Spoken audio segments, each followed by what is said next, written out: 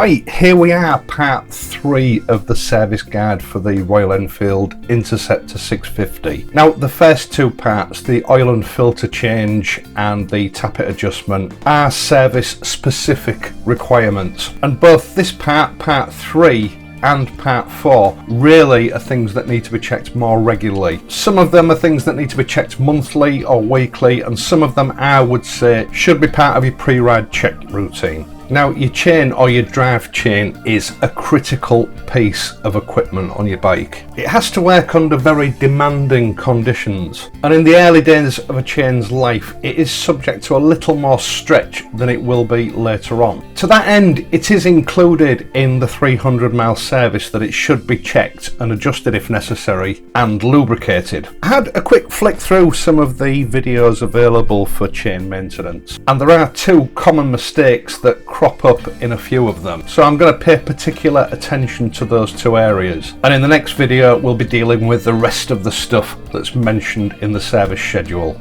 On the Interceptor, checking, adjusting and lubing your chain is a procedure outlined in the owner's handbook, so it's a job that the manufacturer considers is the owner's responsibility. But the information given is a little bit vague and in my view is open to misinterpretation. Now, coincidentally, oil changes are also considered to be an owner responsibility according to Royal Enfield's owner's handbook. And again, there's a bit of an anomaly with this one because it goes into full detail about how to change your oil but never mentions the oil filter. And as we all know, if you're changing the oil, you should change the filter at the same time. So hopefully this video will clear up any misinterpretations that the novice might make from it. Now, I'm not quoting directly from the handbook, this is just from memory, but it says something like, park your bike on a level surface and get it in an upright position. It doesn't mention the centre stand. In other areas of the manual where it's required you put the bike on the centre stand, it tells you to put the bike on the centre stand. On this occasion, it doesn't, and that's because you should never check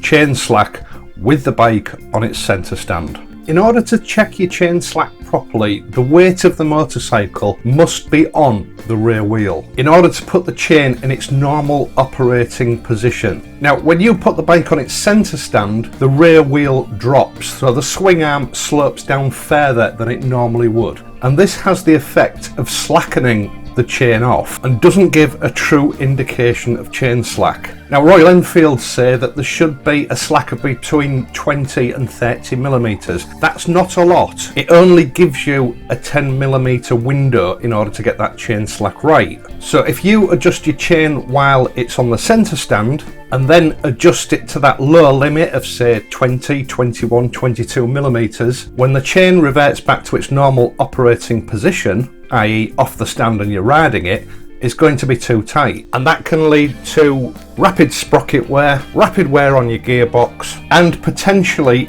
early chain failure, which could be dangerous. Now, the most common way of getting your bike into position to do this task is to get it onto its side stand and put maybe 1 or 2 pieces of wood underneath the side stand foot to push the bike up into an almost upright position. Now, obviously you can't take this too far because the bike is then liable to be unstable and it may fall over. It requires a little bit of common sense. This will usually get the bike into a good enough position to take an accurate measurement. And I actually found that there was 5 millimeters difference in chain slack between having it on the center stand and the side stand. So again, if you use the center stand, you're cutting your adjustment window down to just 5 millimeters, which isn't really workable. Now, in an ideal world, you can take this 1 step further and use a Paddock stand. Now, I say in an ideal world because bikes with center stands don't generally have the facility to fit bobbins for a Paddock stand, but the Interceptor actually does. And a Paddock stand will not only give you the facility of taking an accurate measurement, it will also make adjustment of the chain much easier. The mounting points for the Paddock stand bobbins are actually just underneath the swing arm on either side, just a little bit forward of the axle, and they're an M8 thread. Now, I thought I had some bobbins spare, but I couldn't find them, so I had to borrow those lovely vintage brass Franken bobbins off the Bobber Black. I didn't need the stainless steel spacers that come with them, so I left those off, and I have to say I really like the look of them, and I think I'm going to leave them on.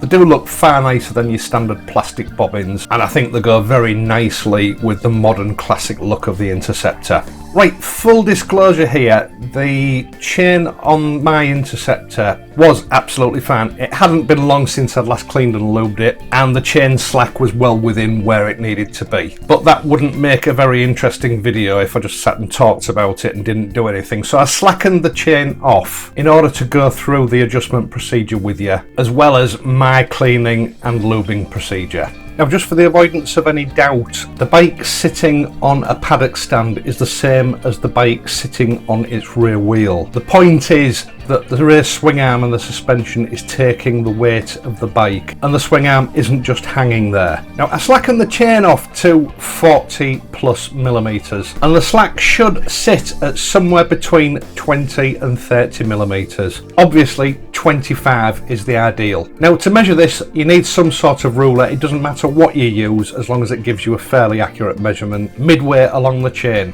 And to actually take the measurement, you should pull down on the chain with 1 or 2 fingers to get your lowest reading on your ruler. You should then push the chain up to its full extent. Don't push on it for all your weight, it just needs reasonably firm 1 or 2 fingered pressure. Now, I like to use one of the rivets as a reference point for measurement, but it really doesn't matter. You can use the bottom of a link or the top of a link as long as you use that same spot each time for taking the measurement. If, like this one, it exceeds that, or it's too tight, some adjustments are going to have to be made. And in order to do that, the first thing you need to do is loosen off the axle bolt. Now, don't loosen it off too much. I found with mine about 6/10 of the bolt was enough to be able to use the adjusters without the wheel slopping about all over the place. Now, both adjusters have lock nuts over them to stop them from coming out of adjustment accidentally. So both lock nuts need to be loosened off, just 1 or 2 turns. Once you've done that, you can start to tighten your adjusters. That's clockwise, but just 1/4 of a turn at a time, ensuring that you have the same number of turns on either side. And then take a measurement. This will help keep the wheel straight and should ensure that it doesn't go out of adjustment. Now, you'll be amazed at just how much difference 1/4 of a turn can make to the slack on your chain. So don't get too enthusiastic.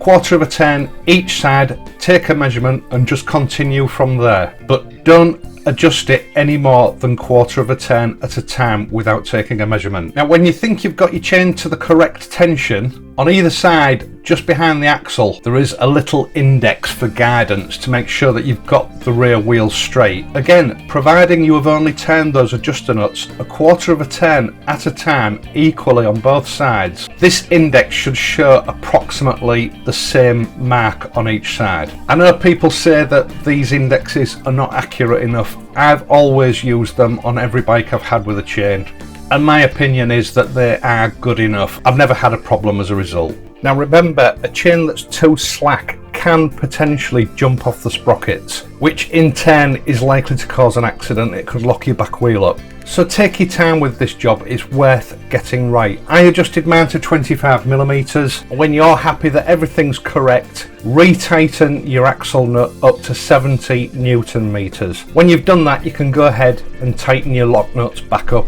on both sides. Right, chain cleaning and chain lubing. Another one of those contentious subjects. I am just going to show you what I use. It's entirely up to you what you use. Now, Royal Enfield say that the chain should be re-lubed about every 600 miles. I think that's on the high side of average. I'll see how I go with this bike. It's certainly not down at that ridiculous interval of 200 miles like we have on the Triumphs. Now, for the last year or so, I've been using some Silcoline products both for cleaning and for lubing. I use their brake and chain cleaner. Main reason being that it's very convenient having the same can to do your chain and your brakes. But be wary, if you do use this stuff, use it in a well ventilated area and don't breathe in the fumes. Turning your wheel to rotate your chain, give it a liberal dosing of chain cleaner and then leave it to soak in for about 5 minutes. And that'll loosen up any old chain lube and muck that's accumulated on your chain. I use these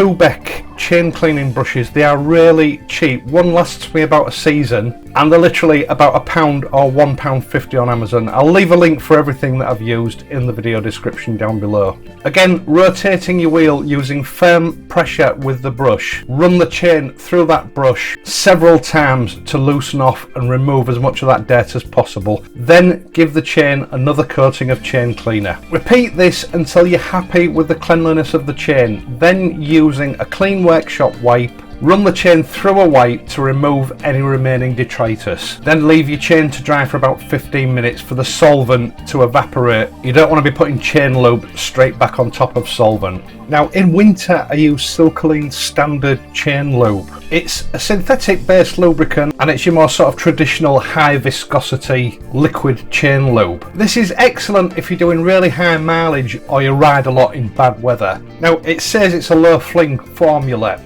It does still fling a bit. I've never come across a chain lube that doesn't, but it's better than most of these types of chain lube, and it is really good at protecting your chain in wet weather. Now, in summer I like to use a dry chain lube, and I have to say that this titanium dry lube from Silcoline is my all-time favourite. Providing you apply it right and allow it to dry at least an hour, 2 hours, preferably overnight, fling is absolutely minimal. On top of that, it's boosted with my favourite PTFE, and it also contains titanium. Now, in recent years, titanium is being used more and more in high performance lubricants, forming a barrier between metal surfaces to cut down on wear. And I'm not saying it's the only one on the market, but as far as I'm aware, there are no other titanium boosted dry lubes for bikes available at the moment. This really is my favourite. Its formula and its colour means that you can see where you've put it and where you've missed. It leaves the entire chain covered in a sort of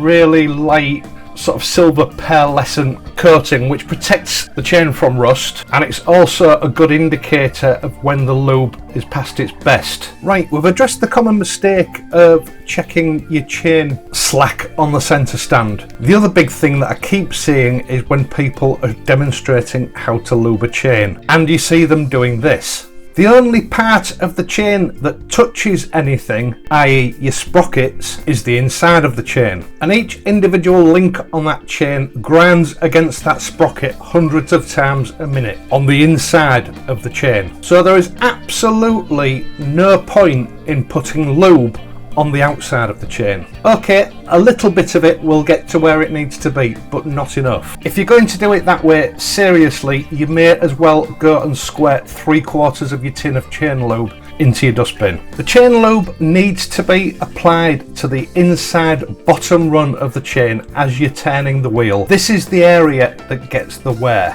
Now, you do need some to migrate to the outside of the chain for protection against corrosion, but centrifugal action as that chain is spinning will distribute just enough of it to do that job. Seriously, lubricating the outside of the chain is like taking motor oil and pouring it all over the bonnet of a car. It does no good whatsoever. Now, I like to use a piece of cardboard to stop any excess chain lube going all over the rear tyre or anywhere else that you don't want it, and rotating the wheel, just spray a medium amount onto the rollers, ensuring that some of it also spreads over the side plates. When you've done that, just go around the chain again, look for any areas that you've missed and reapply if necessary. Now, this stuff dries like a really thick grease. In fact, it reminds me of the stuff that DRD supply to put inside their O-ring chains. So before it dries completely, just gently wipe the underneath with a clean workshop wipe to remove any drips or excess.